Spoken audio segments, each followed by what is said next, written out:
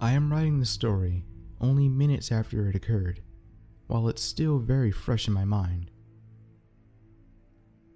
I work security for a hotel in the Pittsburgh area. A few months back, we had a guest call down hysterically saying that she wanted to be moved to a different room. She explained that she had been staying in that room for a couple of days, and that when she had gotten out of the shower on this day, written backwards in the fog on the mirror in the steamed up bathroom were the words, "Help me, I'm trapped behind the wall." Obviously, the woman was shaken, and the hotel staff granted her wishes to be moved to a new room.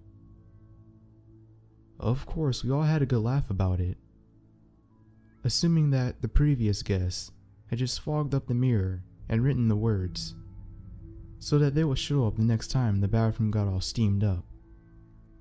Thinking back on it now, I guess it was a little odd that she hadn't seen it on any of the previous days.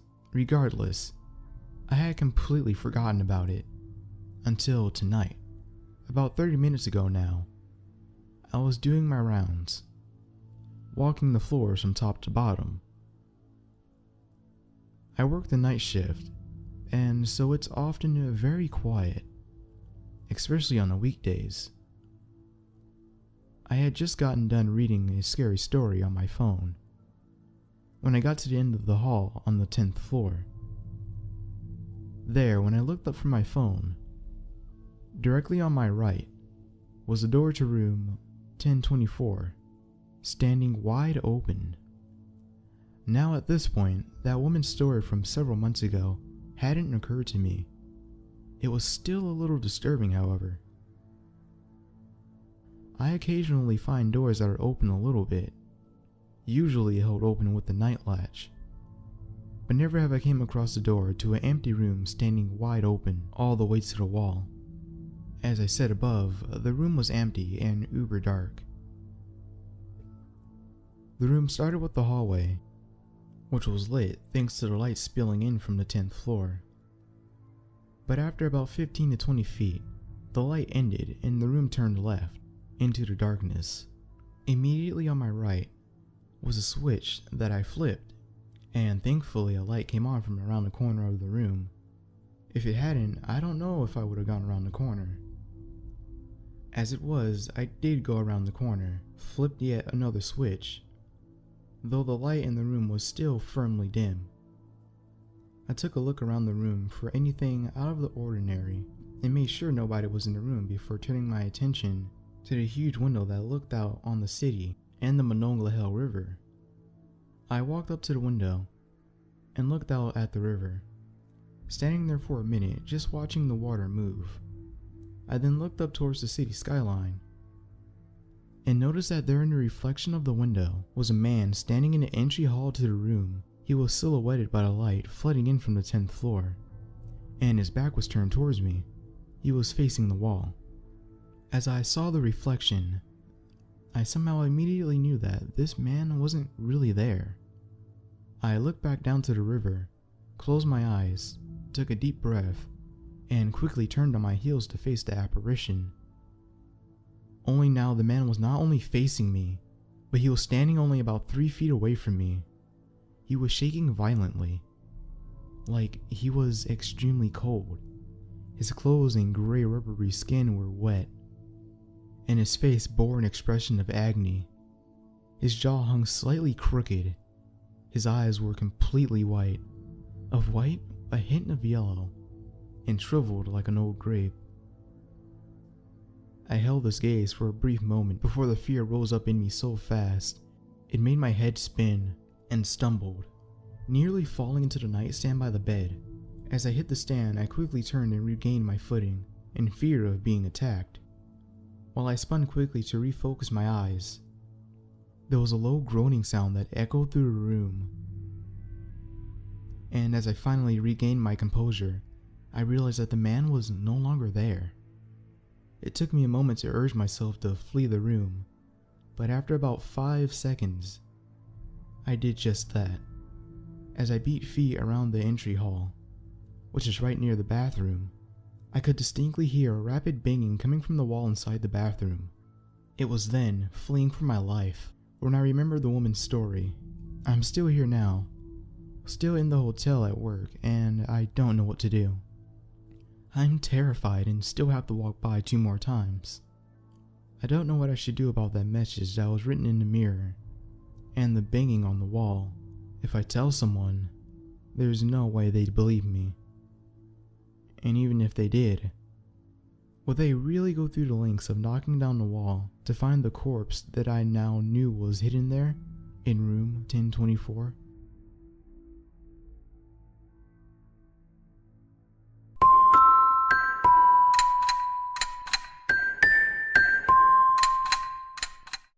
For as long as I'd known her, Mom loved 3 things: Dad, her children, and her collection of baby alive dolls. The day she died, it was sad, but I could still feel her reassuring presence around me. It felt a lot like when you scratch your knee and your mom kisses it better. That bubbly feeling you feel, the flash of happy energy you can only get from a mother's love. Even though she was gone, I could still feel her in my heart. Time passed, and I eventually redecorated the house and stored Mom's baby alive dolls up in the attic. I couldn't bring myself to get rid of them because she loved them so much, but if you'd seen them, you would have understood why I wanted them out of sight. They were eerily realistic, straight out of Uncanny Valley. I didn't like looking at them, and besides, I needed the extra space. My wife was pregnant with our first child, and we were going to set up her nursery in the room where they'd been kept for so many years. Before long, my wife and I welcomed Eva into the world. She was perfect in every way. 10 little toes, 10 little fingers, and bright green eyes. My mother's presence, which had once followed me like a shadow, began to drift away, and I started feeling her only when I was around Eva. I could feel the love she felt for my child. Through the baby monitor, late at night, I could hear her singing softly to Eva. No, I wasn't picking up a neighbor's frequency, if that's what you think. I'm sure it was my mom.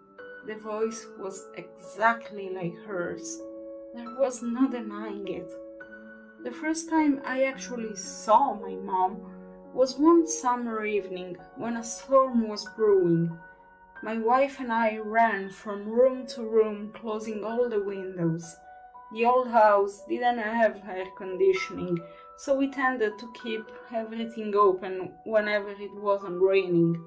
When I got to Eva's room, the curtains were fluttering in the growing breeze.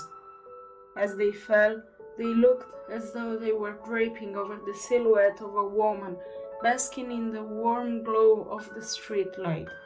She looked peaceful, angelic, beautiful. She was standing by the crib, hands on her chest, watching my daughter sleep. The form remained for a few moments. Then the curtain went flat against the wall, and she was gone. After that, I would catch glimpses of her whenever I walked by Eva's room.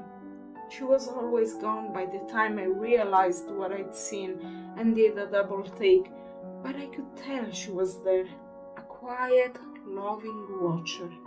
Sometimes I'd hear her footsteps, other times the distant echo of a voice calling Eva's name. However, one day, Eva went missing. I found her crib empty and the window left wide open. I panicked. I didn't know where she was. She was too young to crawl out of her crib. I looked out the open window and felt my stomach sinking. Someone must have taken her. I'd stupidly given some pervert the perfect opportunity to steal my daughter. For weeks I drove all over town, naively hoping to feel my mother's presence, luring me to wherever my little girl had been taken. I knew Mom would be by her side, protecting her from whatever monster had taken her. But after weeks without a trace, and what felt like hundreds of hours, wasting precious time being interrogated by the police, I lost hope. It was then that I started noticing the scent that permeated from the attic door. Still in a haze of grief and anxiety, I unlocked the latch, pulled it open, tacked the ladder down, and climbed up. The attic smelled of the sickening scent of rot. Along with the scent, however, came my mother's loving aura. Fighting cobwebs, I made my way through the narrow space and to the pile of Mother's baby alive dolls. They were sitting in a semicircle around an antique wooden table I'd stored up there months ago. The dolls looked as though they were having a tea party. Tight in the middle of them, as though she was the guest of honor, was Eva's body. In life, Mom loved 3 things. In death, she loved just one, and she made sure she'd have her forever.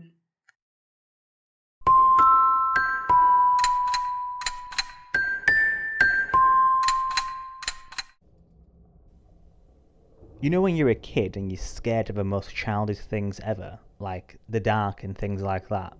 Yeah. The dark always seemed to have some kind of ominous or evil presence along with it. As I grew older, I began to realise how screwed up the world could be sometimes. I got older, but my fear of the dark didn't leave me. I realised that a lot of things happen in the darkness. People got robbed, raped, killed, ambushed, kidnapped, stalked, and many more. Now one night for some reason, I wasn't being paranoid. I was home alone and it was 2 a.m. I decided to go outside to get something to eat from the pharmacy and later regretted that decision, but at the same time, I'm glad I left my house. As I was coming back from the pharmacy and approaching my house, I noticed the lights were on and the window beside my front door destroyed and wide open. My heart dropped. I was going to run away, but I had to go back. My girlfriend was gone for another day, so who could have been inside the house? A friend, maybe? I only told a couple of them that I would have a free house for a few days. I know I should have called the police, but I just wanted to check for myself if one of my friends was pulling some kind of sick prank. I entered through the window, not wanting to make any noise using the front door. The office was a room with a broken window, and luckily the person who invaded my home didn't check anything in that room, because I had a bunch of objects I could use as weapons. I take the longest object closest to me, my football trophy. I earned it last year. I leave the office and check every room, even the basement, the scariest room of them all. One strange thing happened while I was in the basement. I thought I heard odd footsteps from upstairs, almost like a dog walking on wood floors. I was frozen, and I didn't want to go upstairs. I walked slowly and quietly up the stairs, gripping my trophy as hard as I can with my right hand, when putting my left hand against the wall. Once I'm finally up the stairs, I see nothing. Then I realise that I didn't close the basement door. I hear a noise from the basement, and I sprint to the downstairs area so I can close the door and lock away the horrors that await me beyond the door. After that, I couldn't take it. I didn't want to stay inside my house anymore, and I ran outside through the front door. I considered going through the back and running into the woods that's almost half a mile away, but I hesitated. I called the police after 15 minutes. They arrived and scanned my house. They found no one. No one. I had the most unsettling feeling because the only thing they did find was the window in my basement was completely open. The thing is that it leads to my backyard. After my girlfriend arrived the day after, I told her that we're going to a new house. We have to pack our bags. She didn't really question me much, since it was still close to her work and her friends. But I wonder, what could have happened if I went through the backyard? I also became more afraid of the dark ever since.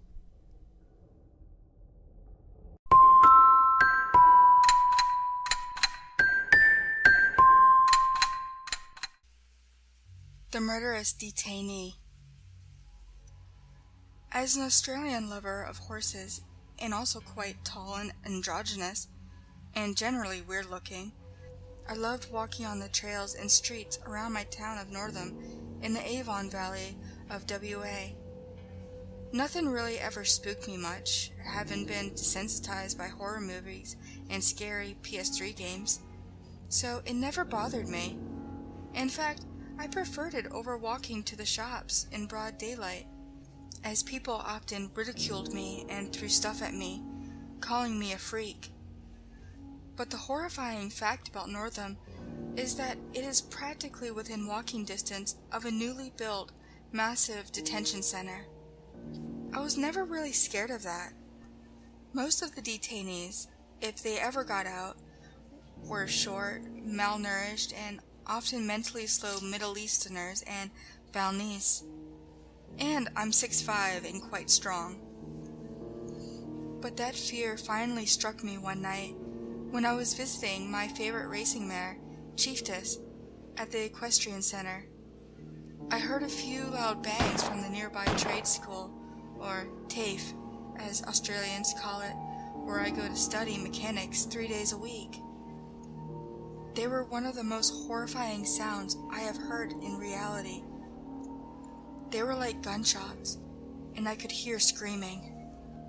I decided to give Chiefess a kiss on the snout, tell her goodbye, and I'll visit her again tomorrow night, and I snuck away as stealthily as I could. And not a quarter of the way back to my house, I could hear very large helicopters above me, but it being night, I could not see them, and they didn't have their flight beacons on. And that's when I saw him, on the small sheep property to my right on the long street that goes to where I live. I saw him approaching me. He was wearing bright blue scrubs that were ripped, and I could make out smeared blood. He was power walking towards me, and I could hear him mutter, "You evil Nazi fucker." I yelled, "Mother of shit!"